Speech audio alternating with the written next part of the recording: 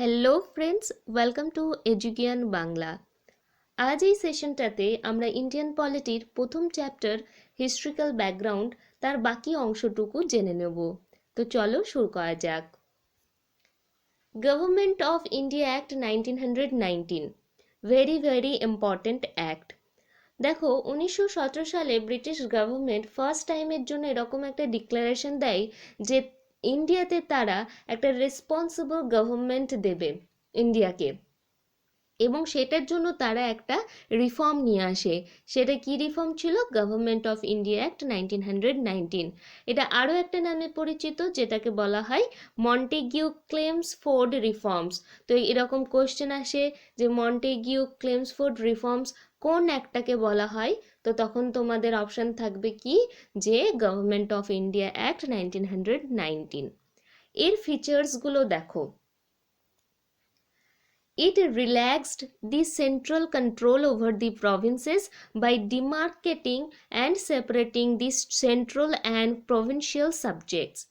তো কি করা হয়, সেন্ট্রালের যে কন্ট্রোল ছিল প্রভিন্সেসের ওপরে, সেগুলোকে এবার কি করা হচ্ছে, পাওয়ার্সগুলোকে ডিভাইড করা হচ্ছে। দেখো, এবং পাওয়ার্স কি করে ডিভাইড করছে, একটা সেন্ট্রাল অ্যান্ড একটা প্রভিন্সিয়াল, এরকম সাবজেক্টস দিয়ে আলাদা আলাদা করে দিচ্ছে। এই লেজিসলেচার লিস্টটা দেখো দুই ভাগে ভাগ করছে, একটা ফেডারেল লিস্ট অ্যান্ড একটা প্রভিন্সিয়াল লিস্ট। তো ফেডারেল লিস্টে সেন্ট্রালের তোমার কাজ করবে, আর প্রভিন্সিয়াল লিস্ট যেটা থাকবে সেটাকে আবার দুটো সাবজেক্টে ভাগ করছে, একটা হচ্ছে ট্রান্সফার্ড এবং একটা হচ্ছে রিজার্ভড সাবজেক্টস। এইভাবে কি হচ্ছে, ডিভিশন অফ পাওয়ার করার চেষ্টা করছে, লাইক ডিসেন্ট্রালাইজেশন। এবং এই যে গভর্নমেন্ট অফ ইন্ডিয়া অ্যাক্ট 1919, এখানে আমাদের ইন্ডিয়ানরা ডিম্যান্ড করেছিল প্রভিন্সিয়াল অটোনমির, আর সেই জন্য ব্রিটিশরা ইন্ডিয়ানসদেরকে এইভাবে বোঝাচ্ছে যে পাওয়ার দেওয়া হচ্ছে কিভাবে, যে আমরা যে সেন্ট্রালে কন্ট্রোল আছে সেটাকে এবার স্প্রেড করছি, কিভাবে, যে আমরা সেন্ট্রাল এবং প্রভিন্সিয়াল যে সাবজেক্টস আছে সেগুলোকে সেপারেট করছি। ঠিক আছে, আর এখানে দেখে নাও যে দুটো লিস্টে ভাগ করা হয় লেজিসলেচারের যে সাবজেক্টসগুলো থাকছে, federal list and provincial list. Provincial লিস্টকে আবার দুই ভাগে ভাগ করা হলো, transfer subjects and reserved subjects. তো এগুলো কোন অ্যাক্টের মাধ্যমে করা হলো? সব government of India act 1919। Next দেখো, এই যে ভাগ হয়ে গেল federal list and provincial list, এই সিস্টেমটাকে বলা হয় যে ডায়ার্কি অর ডায়ার্চি, যেটাই উচ্চারণ করবে। তো ডাবল গভর্নমেন্ট, ঠিক আছে। It introduced for the first time bicameralism and direct election in the country. এই অ্যাক্টের মাধ্যমে প্রথমবারের জন্য কি হয়, বাইক্যামেরালিজম। বাইক্যামেরালিজম মানে দুটো কক্ষ, যেমন ধরো বিধানসভা, বিধান পরিষদ, এরকম বাইক্যামেরালিজমের সিস্টেম নিয়ে আসা হলো। আর কি করা হলো, আমাদের দেশের ডাইরেক্ট ইলেকশনেরও সিস্টেমটা স্টার্ট করা হলো। দেখো বাইক্যামেরালিজমটা কি আছে, Indian legislative council and house of the people. ঠিক আছে, আর এই ইন্ডিয়ান লেজিসলেটিভ কাউন্সিলটা এখনকার যেমন রাজ্যসভা সেরকম, কিন্তু এখনকার রাজ্যসভার ক্ষমতা অনেক আছে, কিন্তু আগে এই ইন্ডিয়ান লেজিসলেটিভ কাউন্সিল যেটা ছিল সেটা সম্পূর্ণটাই কি ছিল, অ্যাডভাইজারি ছিল। তারপরে পয়েন্ট দেখো, এই অ্যাক্টের মেন একটা ফিচার, এখানে ভোটিং রাইটস দেওয়া হলো, কিন্তু কি লিমিটেড ফ্র্যাঞ্চাইজ, মানে সব ইন্ডিয়ানসদেরকে কিন্তু দেওয়া হয়নি, মাত্র 10% ইন্ডিয়ানদেরকে ভোটিং রাইটস দেওয়া হয়েছিল। আর কি এর ইম্পর্টেন্ট ফিচার আছে, separate electorate for Sikhs and Anglo Indians. আগে কি দেখলাম, মুসলিম লীগের জন্য সেপারেট ইলেকশন করা হলো, এরপরে কিন্তু এটাকে আরেকটু এক্সটেন্ড করছে, কাদের কাছে, শিখ এবং অ্যাংলো ইন্ডিয়ানসদের কাছে।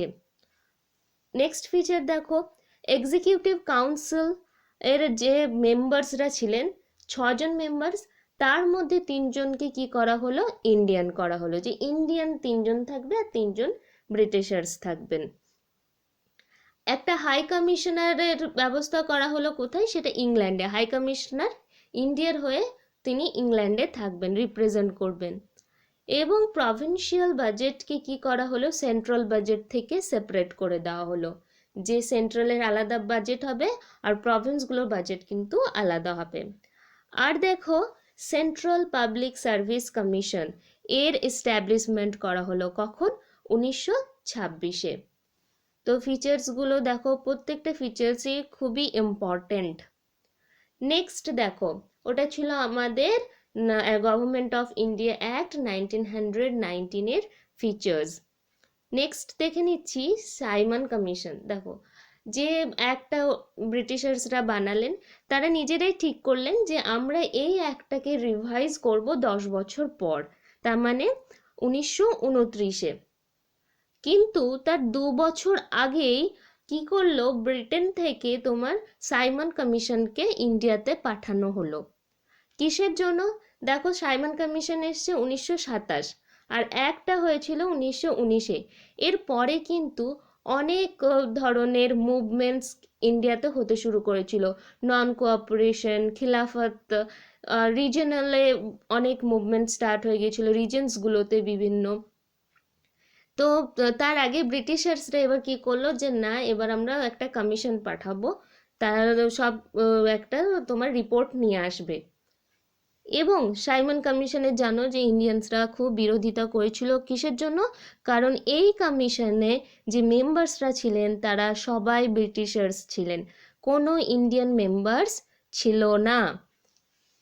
তো তারপরে তোমরা জানো যে পূর্ণ স্বরাজ্যের জন্য আবেদন করা হয়, আরও যে ব্রিটিশার্সদের বিরুদ্ধে আরও আমরা ইন্ডিয়ানসরা কি করি, আরও প্রোটেস্ট করতে স্টার্ট করি। এবং দেখো, এই যে কমিশন এসছিল, সে কিন্তু রিপোর্ট বানিয়ে নিয়ে গেল, এবং তার রিপোর্ট 1930 খ্রিস্টাব্দে রাউন্ড টেবিল কনফারেন্সে কিন্তু তাকে টেবল করা হলো, সেটা পার্লামেন্টের, ব্রিটিশ পার্লামেন্টের সামনে রাখা হলো রিপোর্টটা। এবং সেই রিপোর্ট দেখার পর একটা হোয়াইট পেপার রিলিজ করা হলো, যেটা কি ছিল, কনস্টিটিউশনাল রিফর্মসের ওপর ছিল, ওই রিপোর্টের ওপর ভিত্তি করে।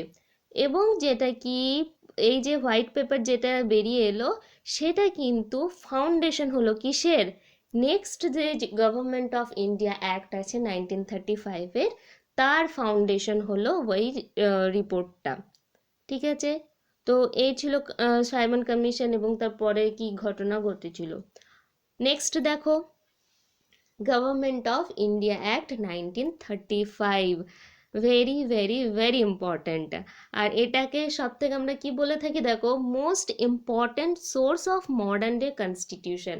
আমাদের এখনকার যে সংবিধান আছে তার যে মানে সোর্স বলতে চাই আমরা, ইম্পর্ট্যান্ট সোর্স যদি বলি, তাহলে এই অ্যাক্টটাই হচ্ছে তার ইম্পর্ট্যান্ট সোর্স।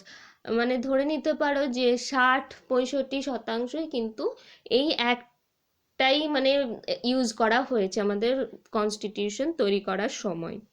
এর ফিচার্স দেখো, প্রোভাইডেড অল ইন্ডিয়া ফেডারেশন। কি হলো, একটা অল ইন্ডিয়া ফেডারেশন গঠনের প্রচেষ্টা করা হলো, যেখানে প্রভিন্স এবং প্রিন্সলি স্টেট দুজনে কিন্তু জয়েন করে একত্রিত হবে এবং তারা আগেকার কাজগুলো করবে। প্রিন্সলি স্টেট মানে হচ্ছে, দেখো, যারা যেখানে রাজারা শাসন করতেন, নিজেদের সমস্ত জিনিসগুলো রাজারাই করতেন, ব্রিটিশার্সরা সেখানে ইনভলভ হতো না। কিন্তু হ্যাঁ, যখন আউটার কোনো প্রবলেম হতো, যে বাইরের থেকে আক্রমণ বা কিছু, তখন তারা কিন্তু ব্রিটিশার্সদের হেল্প নিত। তো ওদের মধ্যে চুক্তি হয়েছিল যে নিজেদের মতো শাসন করবে, কিন্তু কোনো প্রবলেম হলে তখন তারা একে অপরকে হেল্প করবে, তাকে বলা হয় প্রিন্সলি স্টেট। তো অল ইন্ডিয়া ফেডারেশনটা করা হলো যে দুটো প্রভিন্সেস এবং প্রিন্সলি স্টেট একসাথে জয়েন হবে। এবং এই অ্যাক্টটা কি প্রোভাইড করলো, দেখো, ট্রু ডিভিশন অফ পাওয়ার্স। মানে যেটা আমরা প্রথমে 1919-এ চেয়েছিলাম যে পাওয়ারটা হওয়া উচিত, আমরা যে প্রভিন্সিয়াল অটোনমি চেয়েছিলাম, সেটা আমরা ঠিকমতো কিন্তু তখন পাইনি, জাস্ট আমাদেরকে বোঝানো হয়েছিল যে আমাদেরকে দেওয়া হলো, কিন্তু সেটা দেওয়া হয়নি। এবার সেই ট্রু ডিভিশন অফ পাওয়ার্সটা এসছে। দেখো, federalist provincial list and concurrent list, তিনটে লিস্ট বার করা হলো। এটা দেখো এখনকার মধ্যে মিল আছে যে union list, state list and concurrent list. আর যে রেসিডুয়ারি পাওয়ার্স ছিল সেটা কাকে দেওয়া হলো? ভাইসরয়কে। তো ডিভিশন আর পাওয়ার্সটা বোঝার চেষ্টা করো। কিন্তু কি হলো দেখো, এখানে প্রভিন্সেস তো রেডি ছিল যে ঠিক আছে ট্রু ডিভিশন অফ পাওয়ার্স আমাদেরকে দিচ্ছে, আমাদেরকে পাওয়ার দিচ্ছে, ভাগ ঠিকঠাক আছে।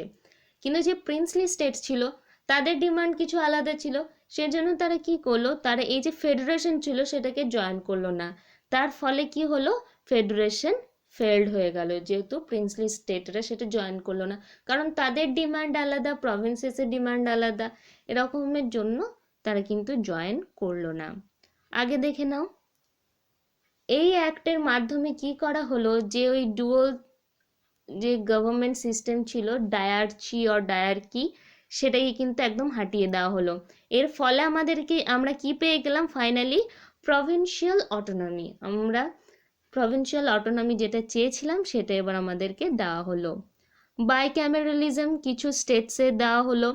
আর কাউন্সিল অফ ইন্ডিয়া সেটাকে অ্যাবলিশ করে দেওয়া হলো, যেটা আমরা স্ট্যাবলিশড হয়েছিল আমাদের এখানে গভর্নমেন্ট অফ ইন্ডিয়া অ্যাক্ট 1858 এর মাধ্যমে।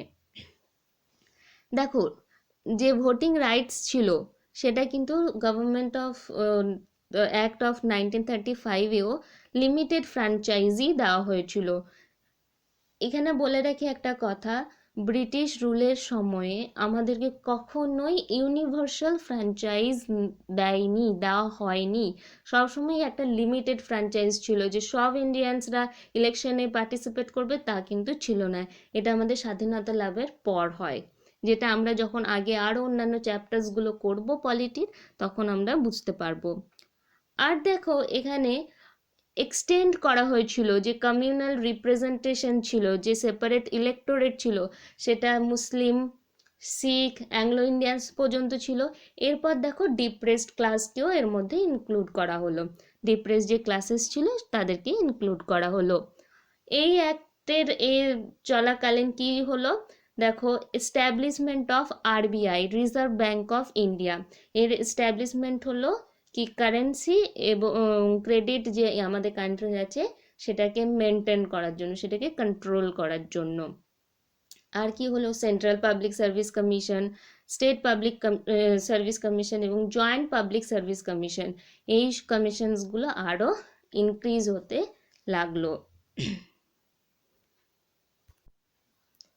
নেক্সট দেখে নাও ইন্ডিয়ান ইন্ডিপেন্ডেন্স অ্যাক্ট। এর আগে আমি বলে নিই যে এই যে 1935 যে অ্যাক্টটা রয়েছে, এইখানে কিন্তু এই যে ট্রু ডিভিশন অফ পাওয়ার্স দেখছো না, এটার মানে কি, যে সবাইকে পাওয়ার্সটা ইকুয়ালি ভাগ করে দেওয়ার চেষ্টা হচ্ছে। তার মানে কি, ফাইনাল স্টেপ টুয়ার্ডস ডিসেন্ট্রালাইজেশন। ঠিক আছে, যেটা শুরু কখন হয়েছিল তোমরা আমাকে কমেন্ট বক্সে জানাবে, যে ডিসেন্ট্রালাইজেশনের ফার্স্ট স্টেপ কখন হয়েছিল। আর ফাইনাল স্টেপ কিন্তু হলো আমাদের গভর্নমেন্ট অফ ইন্ডিয়া অ্যাক্ট 1935। অনেক সময় এটাকে 1937 পর্যন্ত নিয়ে যাওয়া হয়, কিন্তু এক্স্যাক্টলি এটা 1935-এই ছিল। ঠিক আছে, এবার দেখো ইন্ডিয়ান ইন্ডিপেন্ডেন্স অ্যাক্ট অফ 1947। দেখো 35 থেকে 47 অনেকটা গ্যাপ আছে, অনেক কিছু ইভেন্টস ঘটে গেছে। তোমরা জানো হিস্ট্রিতে তোমরা বেশিরভাগ এটা পড়ে থাকো, যে সেখানে আমাদের অগাস্ট অফার ছিল, ক্রিপস মিশন ছিল, কুইট ইন্ডিয়া মুভমেন্ট আছে, ক্যাবিনেট মিশনস আছে, এ ধরনের গুরুত্বপূর্ণ ইভেন্টসগুলো যে, এবং তার মধ্যে ওয়ার্ল্ড ওয়ার 2ও ইনক্লুড আছে। তো সমস্ত কিছু কিন্তু একটা পরিবেশ বলতে পারে, একটা পরিবেশ সৃষ্টি করে দিয়েছিল যে আমরা এবার স্বাধীনতার দিকে এগিয়ে যাচ্ছি। এবং এখানে আমাদের যারা লিডার্স ছিলেন তারা কিন্তু এই জিনিসগুলো আরও ভালো করে বুঝে আরও এগিয়ে নিয়ে গেছে স্টেপ বাই স্টেপ। তো দেখো প্রথমে আমাদের ডিমান্ড কি হয়েছিল, যে আমরা একটা ডমিনিয়ন স্ট্যাটাস চাই। ঠিক আছে, আমাদের দেশের জন্য ডমিনিয়ন স্ট্যাটাস কি হয়, যে যেখানে পলিটিক্যালি অ্যান্ড লিগেলি আমরা ইন্ডিপেন্ডেন্ট হব, আমরা ইন্ডিপেন্ডেন্স গেন করব, কিন্তু আমাদের হেডটা কে থেকে যাবেন, কিং বা কুইন।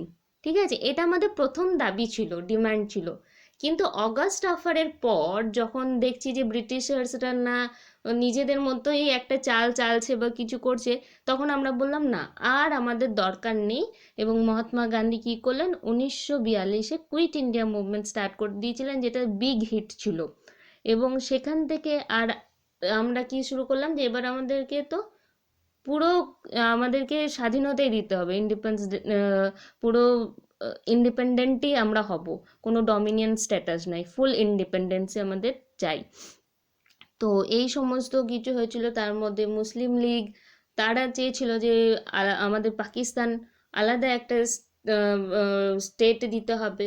হ্যাঁ, তো বিভিন্ন ধরনের মুভমেন্টস, ইভেন্টসগুলো কিন্তু এর মধ্যেই জড়িত আছে। তো সেগুলো তোমরা ইতিহাসে পড়বে, আর পলিটিতে সেরকমভাবে জানার প্রয়োজন নেই, কিন্তু ওইগুলো এই যে ইন্ডিপেন্ডেন্স অ্যাক্ট আছে সেখান থেকে মানে এসছে। তারপরে দেখো ইন্ডিপেন্ডেন্স অ্যাক্টের ফিচার্স দেখো, এন্ড অফ ব্রিটিশ রুল, অবশ্যই ব্রিটিশরা কি করলো লাস্ট পর্যন্ত, ঠিক আছে এবার আমরা যাচ্ছি, পাকিস্তান আর ইন্ডিয়া দুটো স্টেটে পরিণত হলো অটোনোমাস স্টেটস, এবং ব্রিটিশ রুলের এন্ড হলো।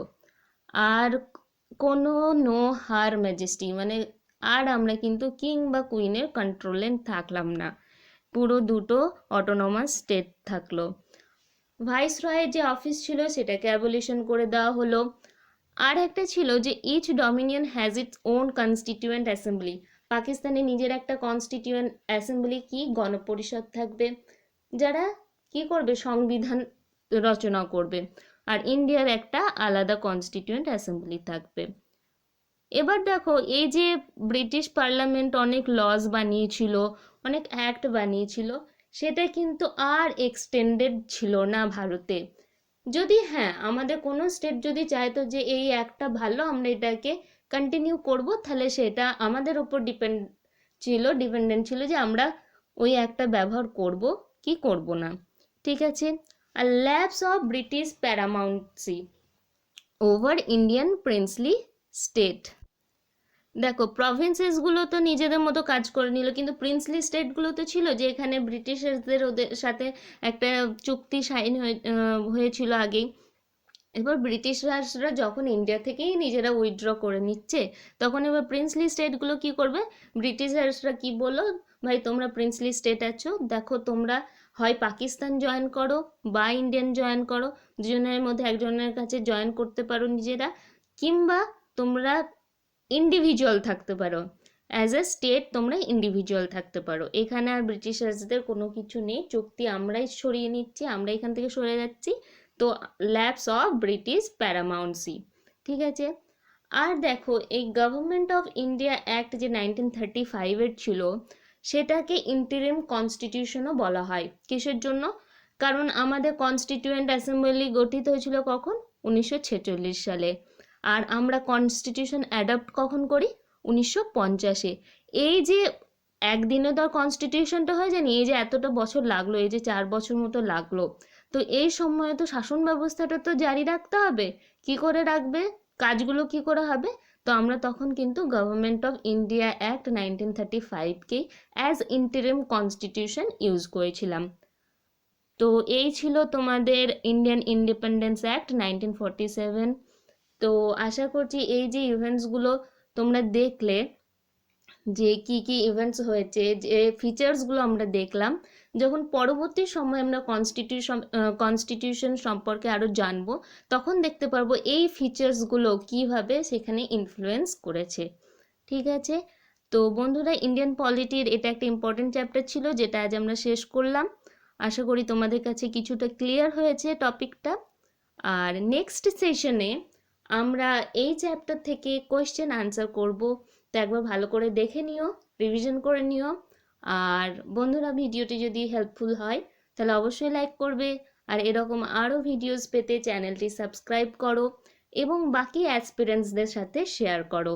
Thank you for watching.